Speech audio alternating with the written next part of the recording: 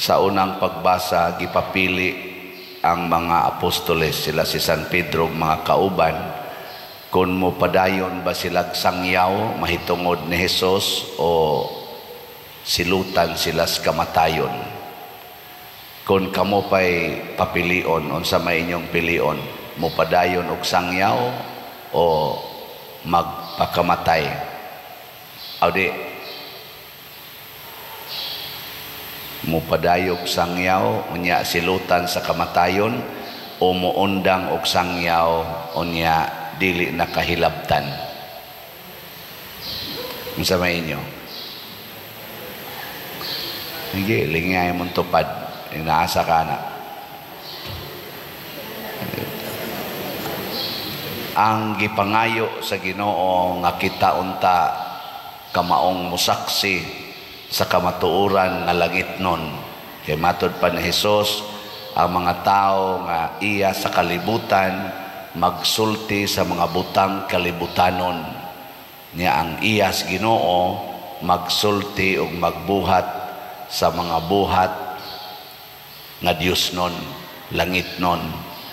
Daghan kay nato nagdebosyon sa lain-laing mga santos, nagsigig simba, sigig himo aning mga activities.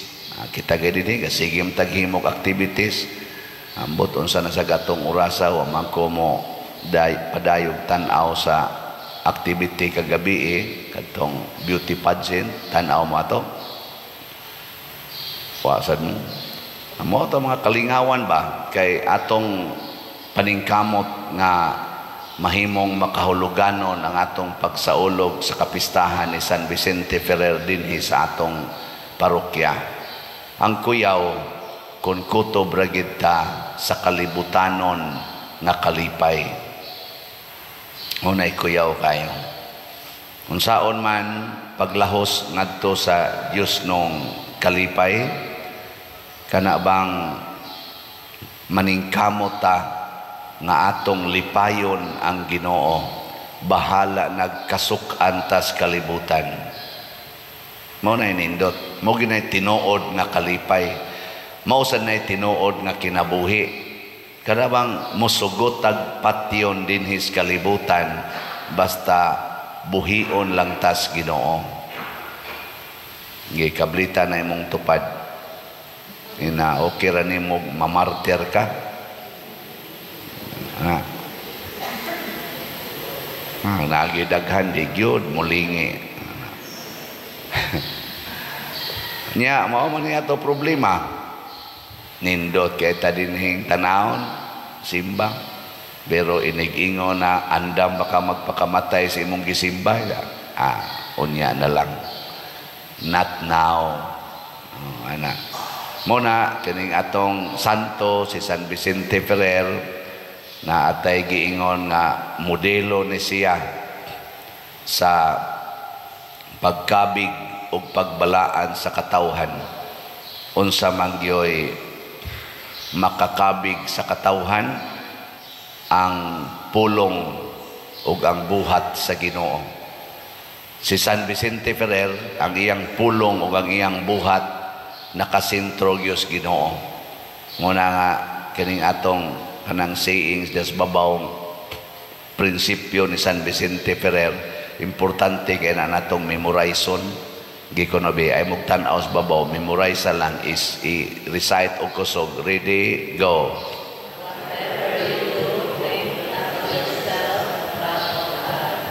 Kamubo ra na pero nagiuban wa gyud katingog. Ako man gipasiplatan ang baba. Kusga ginagsulti, whatever you do, think not of yourself but of God. Bisan unsay atong buhaton sa pulong bakaha, sa buhat bisag unsa pay atong hunahunaon, ang Ginoo gyud mo'y atong unahon, dili ang kaugalingon. Muna dinhi kining atong mga gipangbuhat gididikit ni nato para sa Ginoo. Dito ko sa paghatag na kugtok kagabi before nagsugod ang beauty pageant, akong giauhag sila nga hinaot unta nga ang kaanyag the beauty sa lawas makakunik unta sa beauty sa kalag. Na kung magsigilan tag pa beauty ani atong lawas, niyang atong kalag laksot kay gnaong tungod sa sala way kapuslanan. Daghan kay mga beauty queens sa tibuok kalibutan nga ni ending nga kriminal, ni ending nga miserable ang kinabuhi, nagdepresyon, ang uban naghikog pa tungod kay nabulit sa sala ang ilang kalag. Nilingi ako ng imong tupad nga unsa man ang imong beauty, apil ang kalag ana. Ina nakanabang imong beauty, apil bang kalag,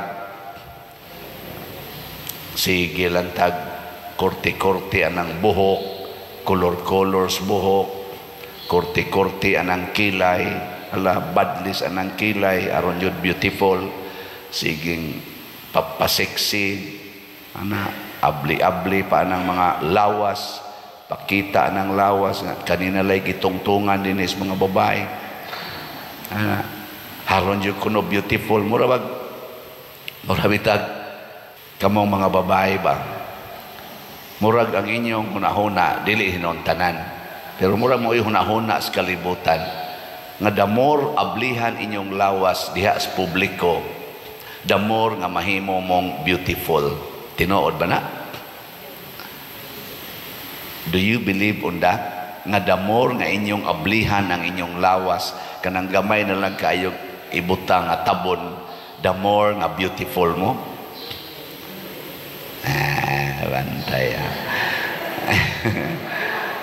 oy, maunay paradigm sa kalibutan. Congratulations kay wa mo din himo apil ana, kay mauwaw masan mo ablihan na inyong lawas, kay wa naman say makita diha nga arang-arang tiwasono naman sad mo kasagaran. Pero para sa mga batanon karon, sus maningkamot gyud sila, ablihan gyud ang lawas, kay mao gyud nay makahatag og beauty. The more nga buhato na emphasize ang lawas, mamatay ang kalag. Muna inigkuyog sa uyab, niya ablik ang lawas, ang uyab sad, yawanon sad kayo, hala dayon, yawa-yawa dayon, tinukhangay, hangtod na lang mga buntis, way mga kasal. Unya, kay wap amay kasal, ala, puyo-puyo lang usa, niya kay wap pa masay pangita, adto na sa ginikanan magsaling. Kapoy, no? Usahay mo anhi pa dinhi. Na ini-comment sa akong wali nga niingon ko, komedya ko ba? Akong giingnan to katong nangayo dinhi pa der para in taon kaon sa akong anak. Nya siging mabdo, sige lang sa pangayo nako, ay lang napakanay mong anak ko, ingon din siya, mamatay niya pa rin ako, mas may pagmamatay na bata pa. Ingon siya, ingon ang ni-comment, grabe sa nimog ba pa rin, musugot kang mamatay ang bata. Inako, kung mao naman lang sa nay hinungdan nga mamatay tungod sa kanaganing kapabaya, ka-irresponsable sa parents, nga sige lang sugal, inom pa, mag-drugs pa, nya siging panganak, mas may pagmamatay na lang sad nga bata pa, kay wapay sala, kaysa inigdako na sad, mag-drugs na sad, mag-inom, kay mora man sa to'y itudlo sa mama. Bitaw si Santa Rita og Kasya, sa dihang ang iyang bana gipatay sa ilang away-away nga kaning kuan ba, clanes man to sila, gipatay sa ilang kontra. Ang iyang anak duha ka buklaki gisulsulan sad sa iyang uyuan, sa ilang uyuan nga manimaos ta. Nga ang iyang anak nito kay ila man tong culture mubaos, hinutdanay ba sa titawagan ng namon to salida na hinutdanay sa lahi. Ano to? Basta muna. Unsa may gibati sa inahan Santa Rita, naguol siya ng iyang mga anak nga wap ama bulingi sa dugo ang ilang kamot, makapatay na sa dunya. kay mo revenge sa nahitabo silang amahan. Niampo si Santa Rita, Ginoo, ayaw sila itugot nga makapatay. Kung di manggid sila mapugnan, hangyo ko nimo, patya na lang silang duha. Ay gisakitan rastiyan, patay ang duha. Oh, inahan nga buutan, nagampo nga patya na lang ako mga anak, mga ulitaw niyang anak. Bekin sa inyo din yung inahan namin ngon, ugmaw naman lang sa gina, Lord, nga musuyop niya akong anak. May pagmakras na lang nis motor. Kunya, mabuak ang mo anak mo. Dili no. Oh, kalibutan nun, kahit kalibutan nun. Lawas lagi atong gitanaw. Ang kalag, mauna ang mga martyrs. Mauna inaasaw na huna sa mga martyrs. Kung musunod ko niining nagtudlo na kog dautan, nga mo'y akong buhaton sa akong lawas, may pagmamatay na lang sad ko. Mauna mga apostolis, giingnan sila, di gyud mo muhunong, mamatay gyud mo. Ang sa ilang gisulti, palabihon na mo ang pagsunod sa Ginoo kaysa tao. May pagmamatay na lang sad mi, kung pabuhaton man mi dinis kalibutan, papadayonon mig puyo, pero magtuman mi sa sugo sa tao. May pagmamatay na lang sad mi. Mao sa gibuhat ni San Estanislao, usa ka obispo. Sa dihang gisugo siya pagbiya sa iyang pagtuo, pinaagig pag-practice sa gusto sa emperor, sa hari, nga dili Katoliko, iyang gipalabi nga atubangas mga tao, patyon siya. Ano na? Kay matod pa ni Jesus, ang gikan sa taas, gikan sa langit, labaw sa gikan sa ubos. Ang sa may gikan sa taas, Espiritu Santo. Ang sa may gikan sa ubos, lawas. Nige, lingay mong tupad, na kanang imong lawas, gikan ranas ubos. Nige, ay pagsigig atiman, anak. Ang gikan sa taas, ang kalag, ang Espiritu Santo, maoy atiman na, kay mausa na mo balik ngadto sa taas, ug mo atubang, ug hukom. Kanay atong limpyuhan, kanay atong atimanon, kanay atong buhion. Nya unsa may makapatay anang naang kalag, ang sala. Nya kung mamatay naman lang sa atong kalag, sa atong pagbuhi sa atong lawas, may pagpatyo na lang ang lawas, aron ang kalag mabuhi. Ingka ka ng paghikog pader, sakto day na, adili, kay buhat man nga dautan. Ang martyrdom, samas gibuhat ni Kristo, samas gitugot ni Maria, nga mahitabo siyang anak, nga kunis-kunison ang lawas, basta himsog lang ang kalag. May ka ng pagpalit og slat, unsa man na, makaayo na lawas, o dili? Kusga. Nya makaayo sa naskalag, dili? Nya inyo nang sundon, dili? Ayo kayo. Na, dako pagkitag bayron nun. Kamura ba, mahiubos dahil mo basta akong hisgutan na ning bayron nun. Ang atong SBF dag, napay 41,437 ka slots nga available. Mura magwa na kayo na malit ato kuno ning ato mo hangyoon ha, palitin niyo ani makaayo biya ni skalag ingon biya mo hasta sa lawas, usahay makadaot sa atong lawas, kay na may uban nga moingon di na lang ko maniudto, kay nga akong budget sa paniudto hasta sa panihapon ipalit na kog slot. Nya moingon ka magutman ka ana, mas maipag magutman ang lawas kaysa kalag. Kay kaning batasan sa siging tigom o kwarta, siging tigom o kwarta, kana bang ang imog yung hunahuna pag tigom o kwarta, makaayo na sa lawas o dili? Unsa? Makaayo, oy. Makaayo ginas lawas kay pirmi nanakay pagkaon, di ka maproblema o masakit ka, naakay ka pa ospital, naakay maayong balay, naakay maayong sakyanan, makaayo yun. napakay mga vitamins, mapalit pa nimo, imong mga maintenance, mapalit, makaayog yun.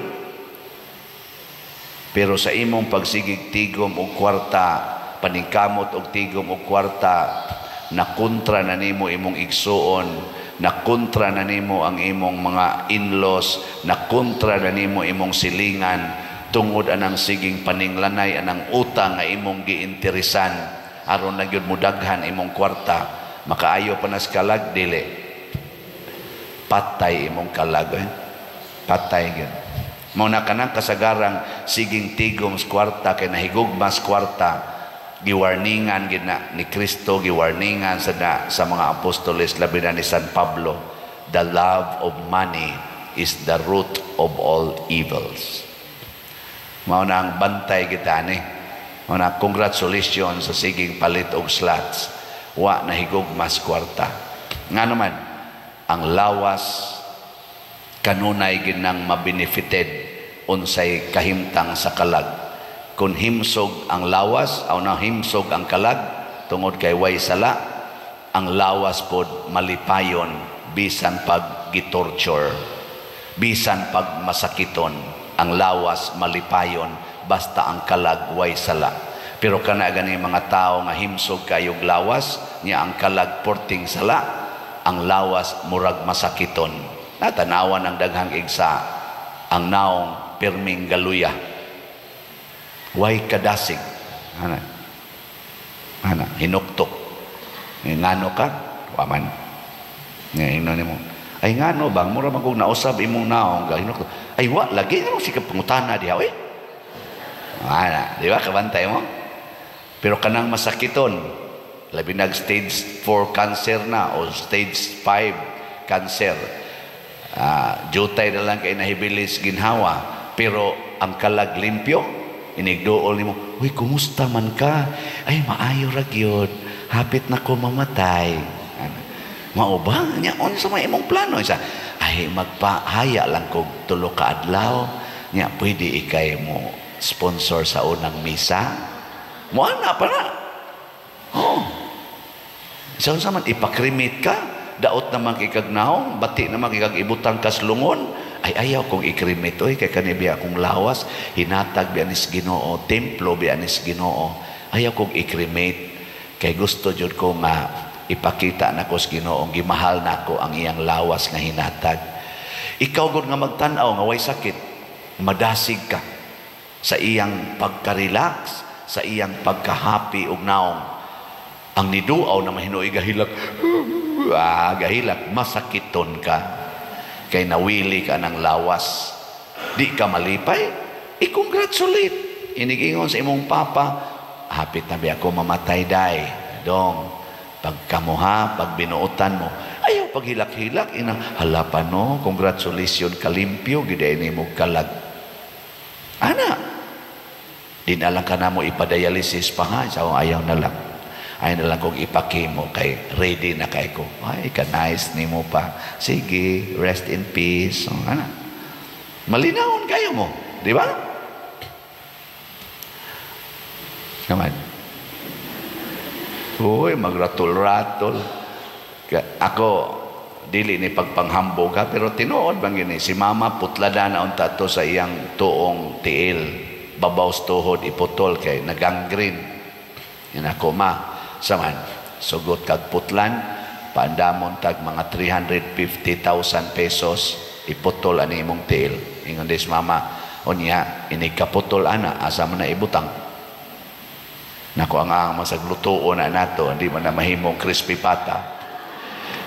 Ako ato ginang ilubong, ingos mama, unya, ang akong tiil, inyong iunag lubong, unya ako magligid-ligid na lang ko. Naku, ang mao kina may tabo, pero ma-extend mo sa imong kinabuhi. Ingos mama, ay, ayaw na. Magdungan mi sa akong tiil. Total, 82 naman akong edad. Inyo sang papa, tuan naman to dito, sa langit. Ngayon na magkita mi dito. Naku, kasiguro, day kang, malangit kang. Mamay nga, nung di man makasiguro. Nga, sige, magkugtuman sa Ginoo. Ako sa una-una, sige, pagpanglatos na mo sa una.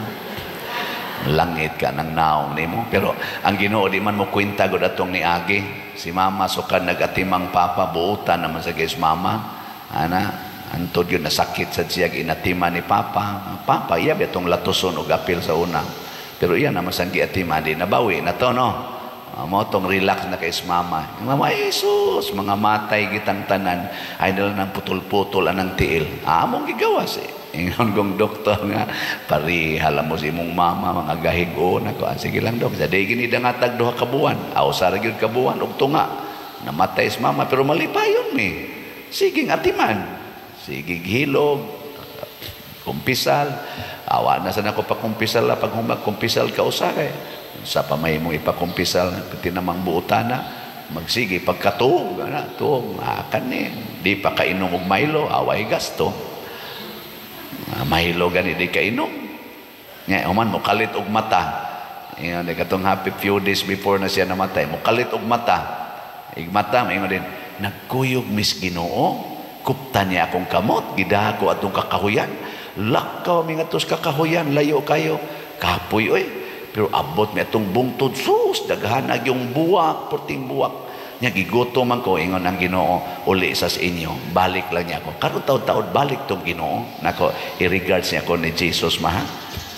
Siya ako kang kuan dito regards na pagbalik og to nga namatay oy ana gidanas Ginoo ay kanindot ana di ba? Soy minus paggasto lingaw pa lipay pa. Ikaw niya pa ang lawas, ayaw nagkabalaki ang lawas. Kay tu ay giandam nga lawas ang Ginoo iilis nato, the glorified body. Og di na gito mamatay, og di na sadto masakitan, og di na gito masakit. Kadtoy atong pangandoyon nga lawas, ibili ning lawas nga matunas. Paningkamuti tong lawas nga di matunas. Muna, whatever you do, think not of yourself, but of God. Ingka mahimo kitang pobre ana pader. Amaw na naton tubag sa Salmo. Ang Ginoo. May kay mong nitubag ganiha. Ang Ginoo nagpatalinghog sa singgit sa kabus. Sa ato pa, dili siya magpatalinghog sa singgit sa dato. Ang kabos ra. Kinsa man ang kabos, wa mahigugmas kwarta, nahigugmas kasuguas Ginoo. Wa mahigugmas sa lawas, nahigugma sa kalag. Manindog na ta mga kabos.